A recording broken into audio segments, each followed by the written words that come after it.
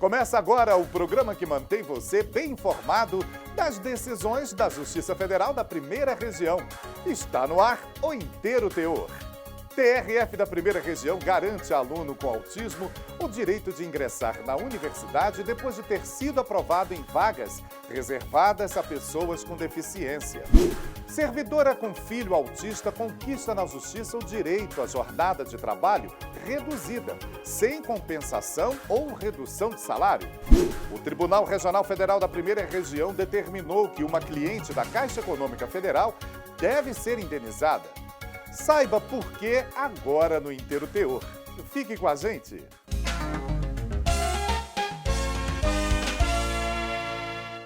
No dia 2 de abril, celebramos o Dia Mundial de Conscientização do Autismo, uma data definida pela Organização das Nações Unidas há mais de 10 anos, com o objetivo de chamar a atenção para a importância de conhecer e tratar o transtorno do espectro autista. E mesmo que para efeitos legais os autistas sejam considerados pessoas com deficiência, nem sempre seus direitos são garantidos sem interferência da justiça. E quem conta uma história que ilustra a luta pelos direitos dessas pessoas é Daniela Garcia.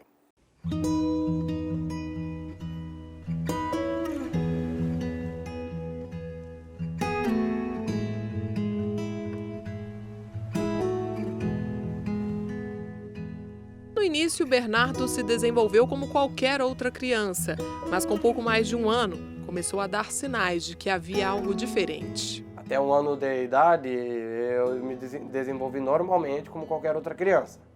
O problema foi que depois disso, eu comecei a mostrar regressões.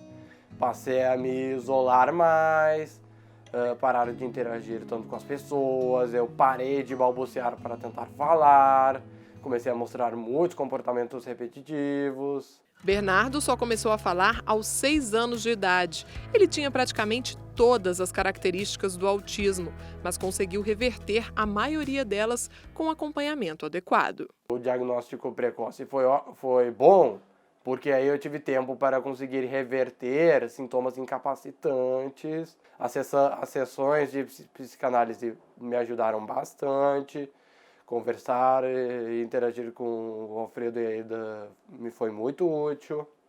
E outra coisa que me foi muito útil foi minha educação e o modo como eu fui incluído. Mas nem todos conseguem o apoio necessário e o diagnóstico precoce. Esta psicóloga, que também é coordenadora do movimento Orgulho Autista Brasil, acrescenta que há ainda outra questão envolvida: os diferentes níveis de autismo. Existem, digamos assim, níveis, né? Então, vai do leve, o moderado, o severo, isso segundo o nosso DSM-5. Esse acompanhamento é contínuo. Esse acompanhamento começa na infância e pode durar até uma vida adulta. Na verdade, quem determina esse acompanhamento é o desenvolvimento da própria criança, a independência que ela vai, dessa criança ou adolescente que ela vai desenvolver e a família que ali ao redor está. Então, em alguns casos, a criança, esse adolescente consegue ir para a escola, normalmente acompanhar os estudos, normalmente em outros casos não. Bernardo chegou à universidade e já está no 2º semestre do curso de Biologia na Universidade de Brasília. Entrou pelas vagas de ampla concorrência, mas por lei poderia tentar a chance naquelas destinadas a quem tem deficiência, como explica este advogado. A Lei Berenice Piana, que é a Lei 12.764 de 2012, iguala o autista a uma pessoa com deficiência. Então, assim, tudo que tem no Estatuto da Pessoa com Deficiência, que é a Lei Brasileira da Inclusão, aqueles direitos para a pessoa com deficiência, o autista tem direito também. A sociedade precisa entender que o autista, laudado, ele tem os mesmos direitos que aquela pessoa com deficiência. Então, independe do grau e independe da idade, o que importa é que tenha o laudo, que seja laudado por um profissional, geralmente um neuro, ou mesmo um psiquiatra. Mas um estudante autista precisou procurar a justiça para garantir o direito. Ele foi aprovado em primeiro lugar no curso de Medicina da Universidade Federal do Triângulo Mineiro, em vagas reservadas a pessoas com deficiência. A instituição negou a matrícula com o argumento de que, no caso dele, não há restrição nem impedimento para o processo de desempenho ensino-aprendizagem. Já em primeira instância, a Justiça Federal assegurou o direito do aluno e a 5ª Turma do Tribunal Regional Federal da Primeira Região manteve a sentença. O colegiado citou a Lei 13.146 de 2015, que é o Estatuto da Pessoa com Deficiência, e a Lei 12.764 de 2012, que instituiu a Política Nacional de Proteção dos Direitos da Pessoa com Transtorno do Espectro Autista para confirmar o direito do estudante. Se a gente fizer um levantamento das universidades públicas, a gente vai ter a noção de quão difícil é a chegada de pessoas autistas a essas universidades. Então, as cotas são super importantes para que pessoas com transtorno do espectro autista possam adentrar as universidades ao mercado de trabalho.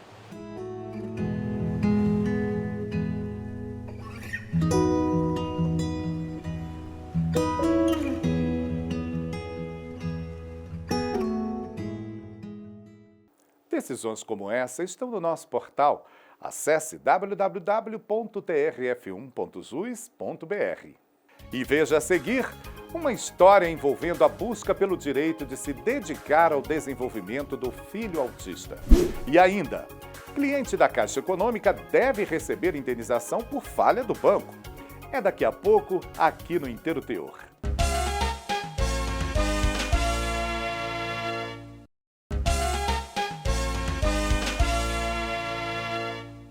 Criar um filho exige atenção e cuidado. E se ele for autista, a necessidade de se dedicar ao seu desenvolvimento é ainda maior. Por isso, uma servidora pediu na Justiça a redução da carga horária de trabalho, sem diminuição do salário ou compensação. O TRF da Primeira Região entendeu que a Lei 8.112 garante à mãe essa possibilidade, já que o laudo médico comprovou a necessidade do filho autista. Isso foi em 2019 e a gente relembra essa história contada por Roberta Nunes.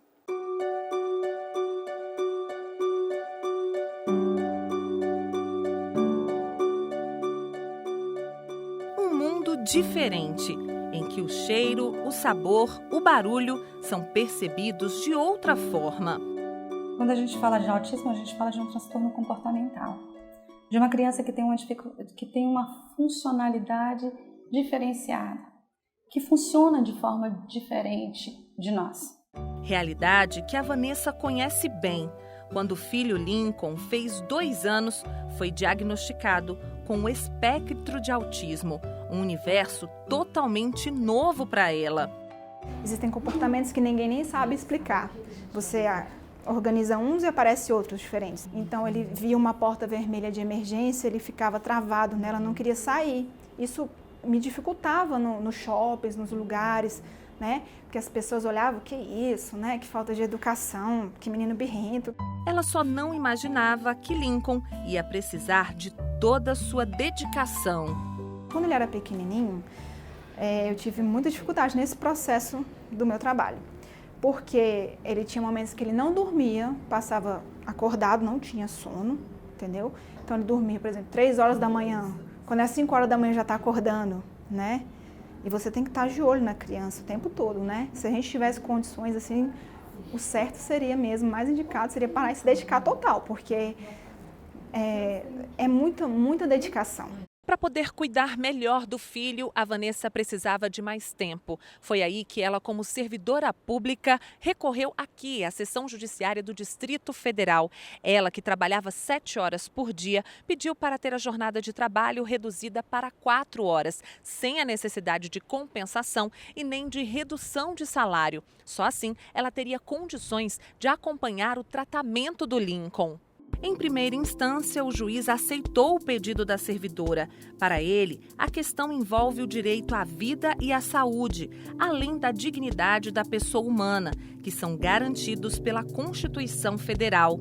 Mas a União recorreu e o caso teve que ser analisado pelo Tribunal Regional Federal da Primeira Região. A primeira turma do TRF1 manteve a decisão de primeiro grau. Para os magistrados, ficou comprovado por junta médica oficial que Lincoln é autista.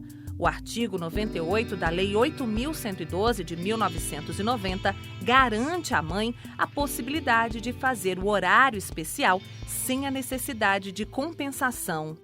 Houve uma alteração legislativa em que se reconheceu também aquele servidor público que tem um filho, por exemplo, com necessidade especial, o direito de ter sua carga horária reduzida. E fez isso exatamente para que a mãe, o pai, pudesse dedicar atenção indispensável a uma pessoa com uma necessidade especial e que, obviamente, precisa de cuidados intensos, integrais.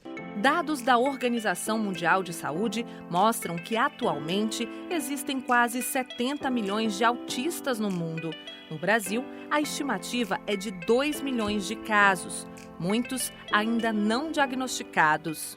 No diagnóstico, a gente tem a questão da morosidade dos centros que fazem o diagnóstico, né, que tem uma espera aí mínima de 3 a 6 meses. A Organização Mundial de Saúde já especificou que o diagnóstico precoce é uma maior possibilidade dessa criança desenvolver, né, e alcançar algumas habilidades básicas para ser inserida no contexto escolar.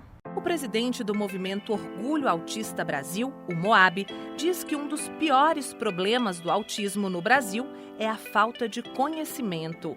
As dificuldades das pessoas com autismo, elas vão desde as necessidades mais básicas, como, por exemplo, a inserção e inclusão nas escolas, né, e também na sociedade de um modo geral. Há também um desconhecimento na saúde, que é uma dificuldade muito grande, porque muitos profissionais de saúde não conhecem, não sabem lidar com as pessoas com autismo, não sabem as suas diferenças.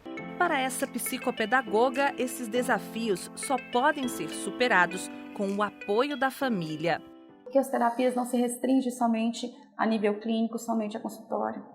Essa mãe leva atividades, é orientada em como trabalhar com essa criança, em como trabalhar a forma comportamental, como reagir diante de comportamentos. Então, é de suma importância que essa mãe acompanhe essa criança em todos os ambientes. E foi graças ao amor incondicional e à total dedicação da mãe que Lincoln tem superado todas as expectativas. Falaram que ele não ia falar, que ele não ia andar, e ele está aí. Hoje ele fala, canta, está no 4º ano, acompanha as crianças, o cognitivo dele está muito bem, está acompanhando as crianças na escola regular. Com todos os estímulos, ele teve uma superação muito grande, que foi um milagre mesmo.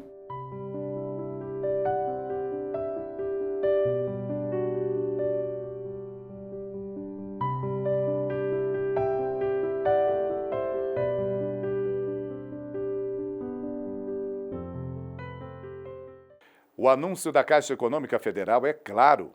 Comprar um título de capitalização é uma maneira de concorrer a vários prêmios milionários que podem mudar a vida do cliente.